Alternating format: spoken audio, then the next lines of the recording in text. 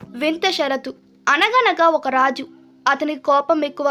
ఊరికూరికే అందరి మీద ఏదో ఒక కారణంతో కోపాన్ని ప్రదర్శించేవాడు. నిత్యం కొలువులో ఎవరో ఒకరు ప్రభు కోపానికి బలి కాక తప్పేది కాదు. ఒకసారి తన సామంతుడిలో ఒకరిపై అకారణంగా కోపం వచ్చి అతనిని వెంటనే కారాగారంలో బంధించమని ఆజ్ఞాపించాడు. ఆ సామంతుడు తనను క్షమించమని రాజుగారిని వేడుకున్నాడు.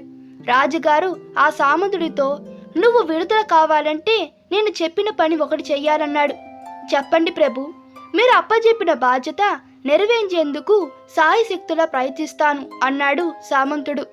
అప్పుడు ఆ రాజు ఆ సామంతుడితో, నువ్వు ఒక గుర్రాన్ని తీసుకురావాలి.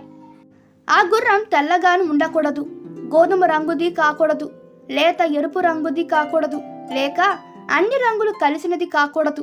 మొత్తం మీద లోకంలో ఎన్ని రంగులుంటాయో, గుర్రాలు ఏ రంగులో ఉంటాయో వాటిలో ఏ ఒక్క రంగు కాని గుర్రాన్ని తెచ్చివ్వాలి అన్నాడు. అది విని నిర్ఘాంతపోయాడు సామంతుడు. తెస్తానంటే ఒక గొడవ, తేలేను అంటే ఒక గొడవ అని అర్థమైంది అతనికి. మౌనంగా ఆలోచించసాగాడు.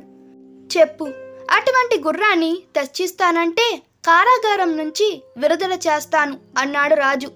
ఆలోచించగా సామంతుడికి ఒక ఉపాయం తట్టింది. సరే ప్రభు, అటువంటి వింత గుర్రాన్ని సంపాదించి తెస్తాను అని వాగ్దానం చేశాడు. రాజు అతన్ని విడుదల చేశాడు.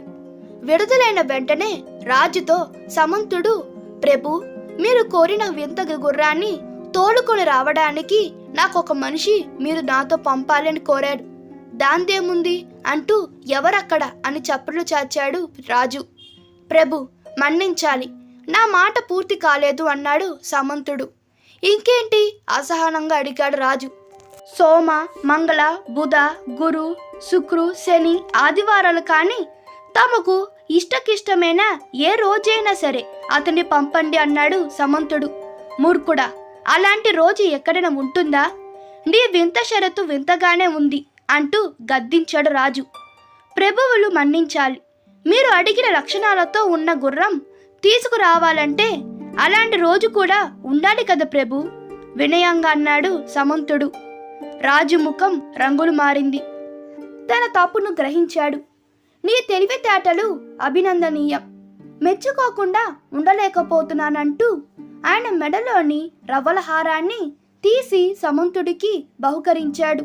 సామంతుడు ఆనందంగా అక్కడి నుండి నిష్క్రమించాడు. అప్పటి నుండి రాజుగారి ప్రవర్తనలో మార్పు వచ్చింది.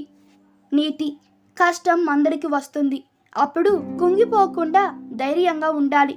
ఏదో ఒక దారి తప్పకుండా దొరుకుతుంది. ఈ వీడియో మీకు నచ్చినట్లయితే మీ అభిప్రాయాలు కామెంట్లో తెలపండి. Please like, share and subscribe to my channel. Thank you.